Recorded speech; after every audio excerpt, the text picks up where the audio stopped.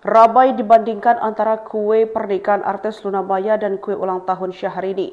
Netizen menduga penyanyi yang disapa Inces tak mau kalah dari Luna Maya yang baru menggelar pesta kedua pernikahannya dengan Maxim Jakarta belum lama ini.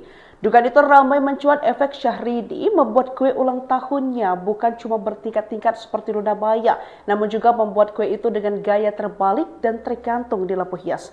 Kue tersebut ramai dibandingkan dengan kue ulang tahun Syahrini yang lagi heboh disorot.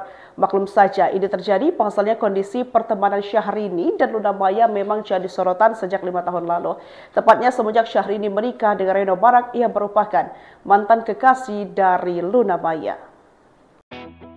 Syahrini mengundang puluhan sahabat di pesta ulang tahunnya yang ke-45. Ia menggelar pesta itu di penthouse sebuah hotel mewah di Jakarta, dengan tema serba putih dan kue raksasa yang tergantung di chandelier. Di antara para tamu undangan, tampak beberapa nama selebritis ternama.